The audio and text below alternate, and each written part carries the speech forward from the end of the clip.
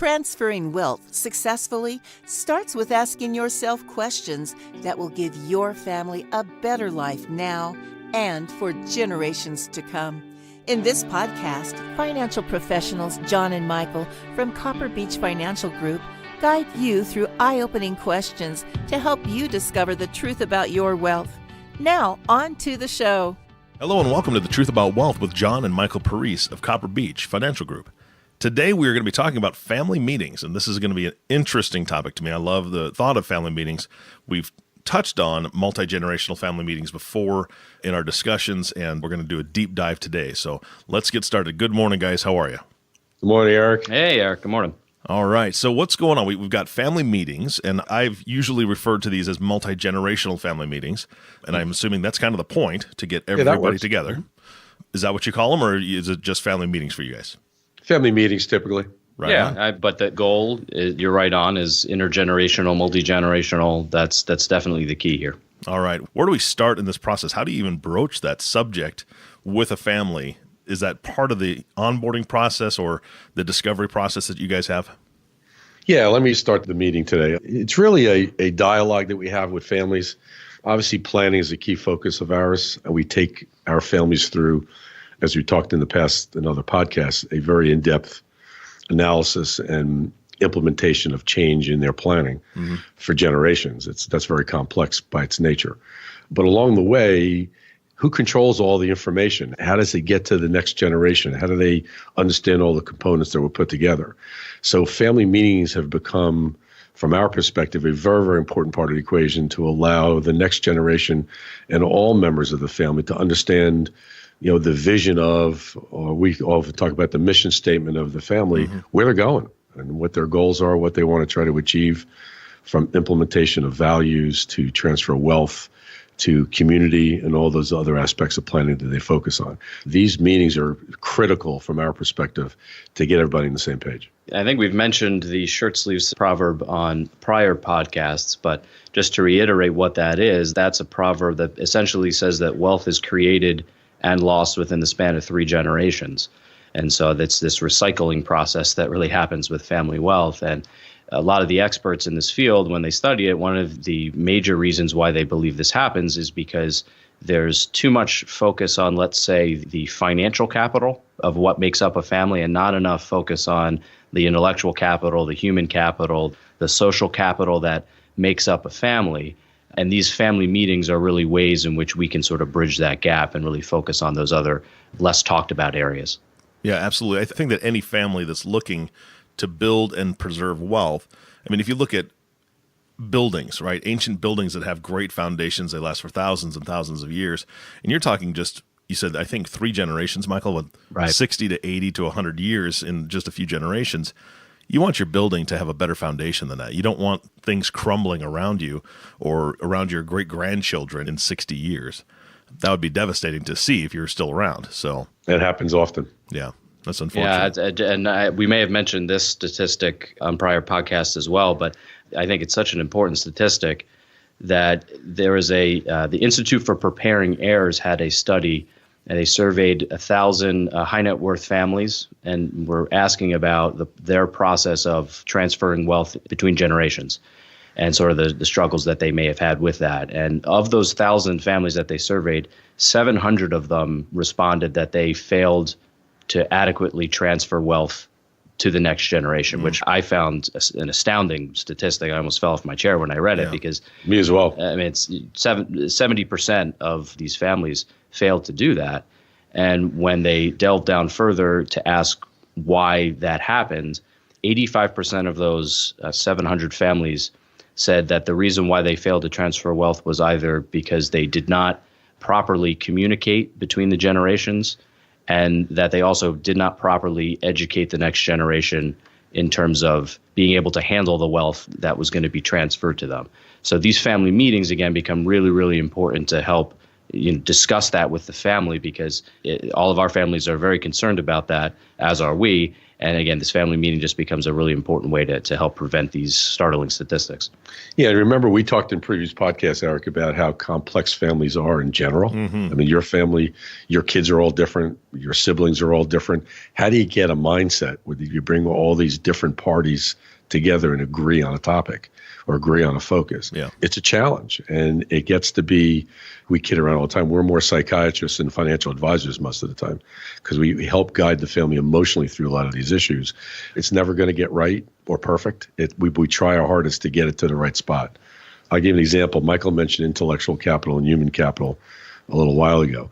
I had a case in Boston where a very high net worth family, dad died, left the company to the two boys, and nothing to the daughter as far as the business assets.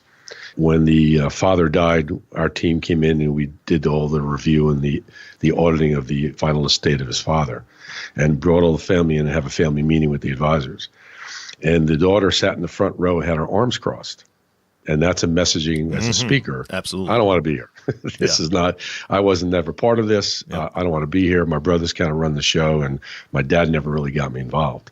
But as we went along with this meeting and started to discuss what Dad's vision was, again, these children had no idea. She started to relax and take notes.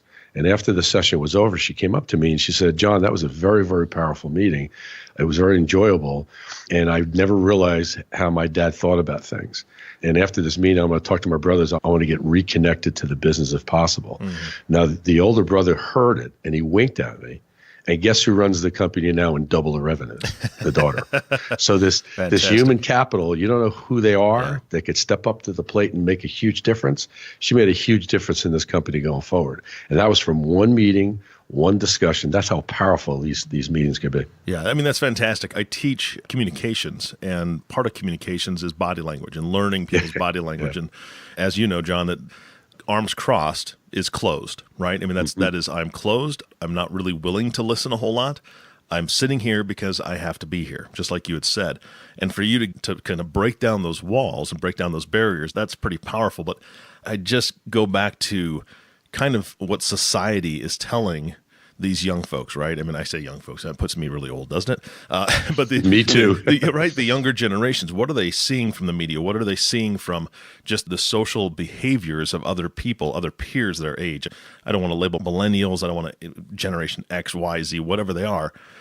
There's so many messages out there. And how do you break down those barriers when the messages have been for so long? Do what you want, when you want, how you want, because you know what? You only have one life to live. What is it, YOLO, right? YOLO, yeah. You only live once, so let's do what we want to do. And you've got grandma and grandpa that have built this wonderful foundation, this wonderful business. And I know we've talked about passing down values, but how do you truly get that accomplished? And I know you don't do it in just one meeting, but speak to that every year. Yeah, speak to that a little bit. I mean, how do you continually engage these families so that you can see the maturity grow to the point where you can begin to trust that the youngest generation is going to follow what grandma and grandpa truly desire for their wealth? Well, it's like you mentioned, it's certainly a process. It doesn't happen overnight.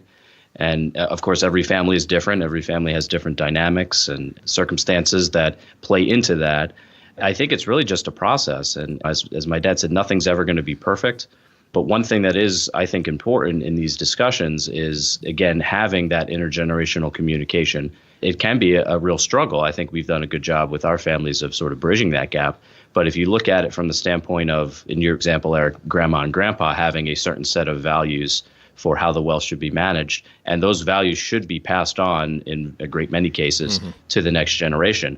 But there is a sort of evolution from the other side. The millennials are saying, okay, well, I have my set of values, and I totally need to understand what grandma and grandpa's values are, but I need you to understand what our values are as well, because it is a balance. So sometimes you see that with older generations where they came up in a certain world, so let's say like the Great Depression. That's really going to have an impact on how you view assets and money, and future generations may not have that same outlook on life. So it's a balance. We certainly don't like to see families say everything has to be quote unquote walled up where you can't enjoy the wealth. But to your point, Eric, it's a balance. The YOLO conversation can sometimes go a little too far. Yeah. walk me through, or walk the audience through, the main components of the family meeting, if you wouldn't mind. I know we don't have all that much time on the podcast today, but there's a ton to unpack there.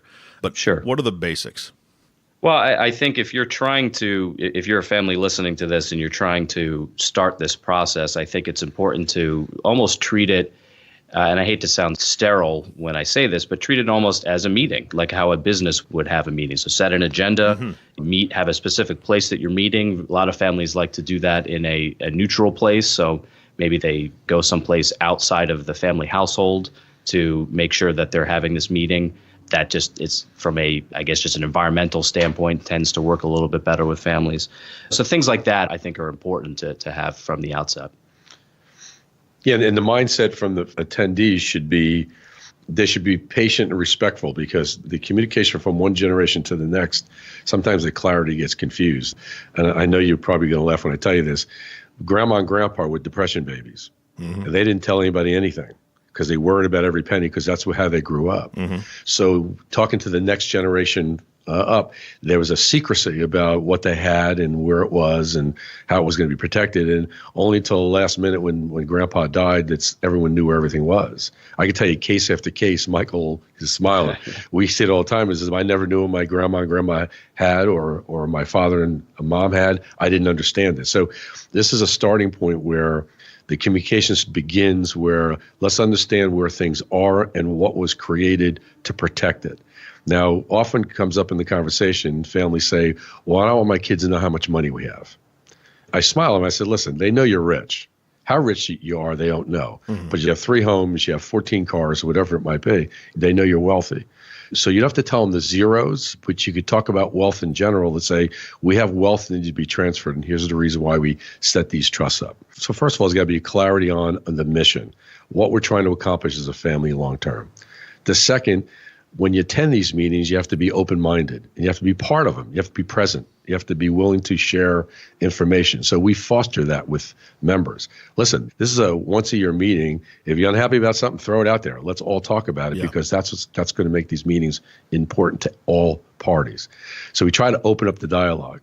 But patience is critical, because, again, there's this breakdown of clarity between generations sometimes has to be explained. Like you said, the millennials have an issue maybe on how they look at the world today. So once you get through the being present, listening becomes very, very important. And be able to take minutes, take notes, and write down things that are important to you as part of that family that you discuss either the next day, or you discuss at the next meeting, or whatever the issue might be. Who should participate is really a question that comes up. All family members should participate. Now, one caveat is we always get families say, well, should the in-laws come? Well, that's an interesting conversation. And we always say, yes, they should. It depends on what your focus is. In other words, if it's a bloodline conversation where you're going to talk about the trusts and how they're designed for the benefit of the heirs of the bloodline, maybe they shouldn't be there. But if you talk about general mission of the family, community, how we're going to move forward as a family over the next 20, 30, 40 years, obviously the in-laws could take and should take a key role in that. Yeah. In that discussion. Yeah, I think that's a great point. I think when you start, again, getting back to the conversation around the human capital of the family, well, in-laws can certainly play a really important part in that. We've had a lot of family meetings where the in-laws really, really had a lot to contribute and really helped form their in-laws' family's mission, believe it or not. So that does become important. But to my dad's point, that's sometimes a process. So a lot of our families, for at least the initial family meeting, they maybe keep that within the bloodline family and then slowly expand to bring in the in-laws in the future. Because very often a lot of our families, they're going through this for the first time, so they're not really sure how this is all going to work, and they try not to bite off more than they can chew right at the beginning. But eventually, many of our families, I would say most of our families, end up bringing in the in-laws at some point. Yeah, absolutely. It was actually a meeting that I attended a few years back. There's a foundation out of Chicago called Shaking the Tree Foundation. And they brought all their affluent families in to do a meeting. And they actually created a play. It was interesting. The play was around philanthropic giving. And the concept was around grandpa had the wealth. He wanted to give it out to these particular charities or these causes. The daughter of the next generation said, you know what, I agree with you, Dad, but I'd rather give it to this group. And then the kids were saying, well, I don't know if I agree with either one of you guys. I want to give it to the AIDS Foundation. So you had 3 generations talking about how to give money away. And they were having an argument about it, which was interesting. So the play was designed to teach the families in the audience on how to address those issues on the philanthropic side of the world. Because the wealthy families are very philanthropic. A lot of people don't realize that. They give a lot of money away to a lot of great causes.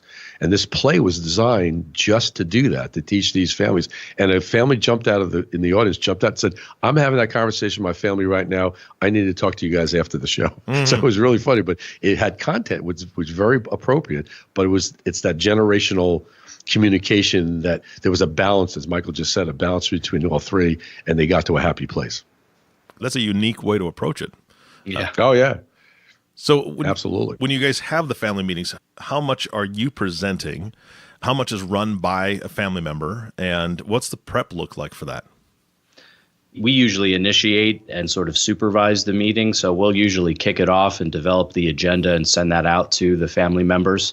So we'll work with the family members to come up with that agenda, and then we'll send it out to everybody. And we sort of become the, I guess, moderator, administrator, if you will, over the meeting. But really, our job is to not really lecture. Our job is really to sort of open the door, so to speak, and have the family really work through those issues. But we sort of moderate it and kind of keep everybody on track.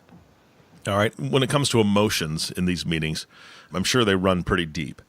How do you help individuals in those meetings? The young lady you spoke of, she came in closed off, right?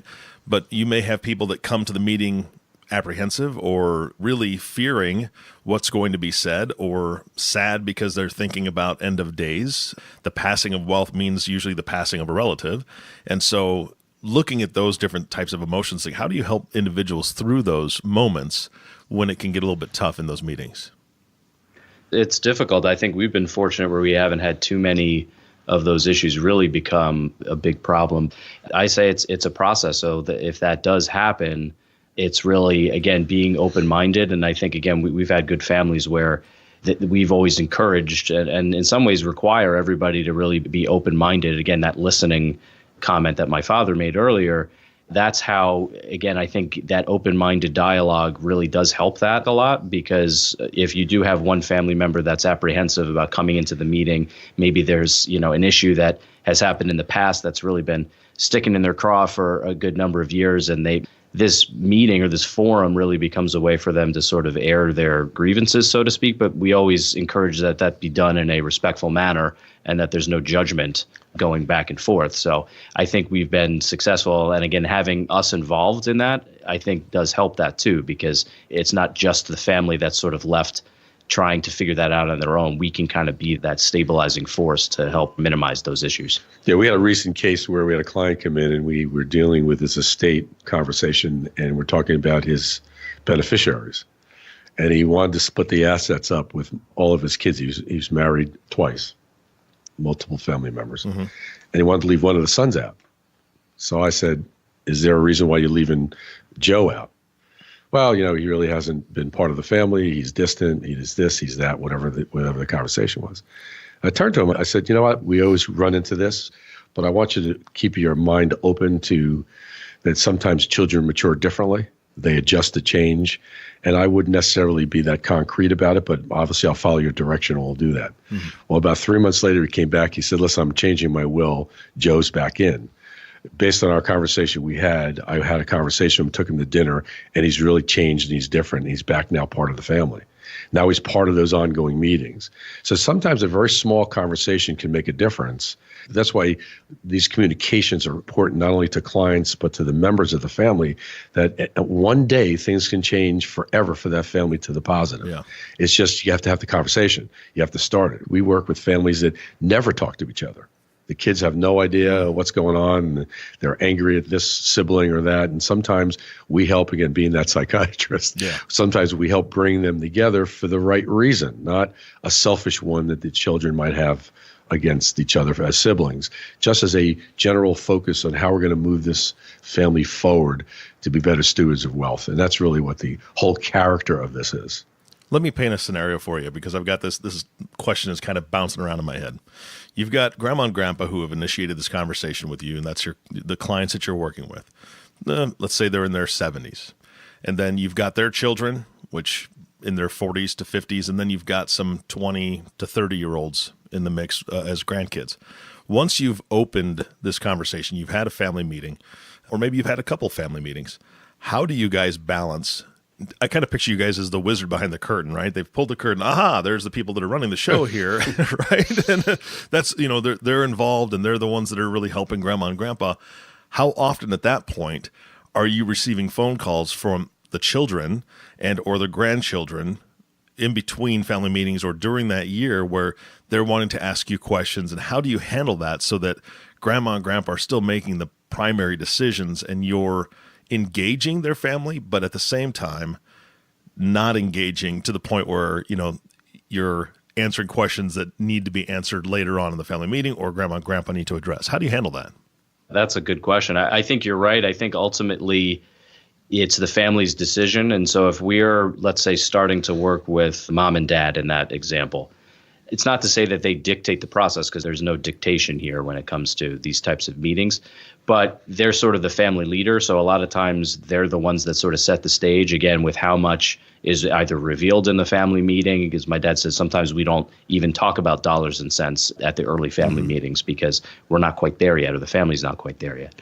But again, we do have those conversations. There was a family that we worked with that we had a family meeting, and after the family meeting, one of the daughters called us to ask a question that was not necessarily intrusive into the family's wealth per se, but just trying to get education on her own personal situation, which was actually a very good and healthy conversation.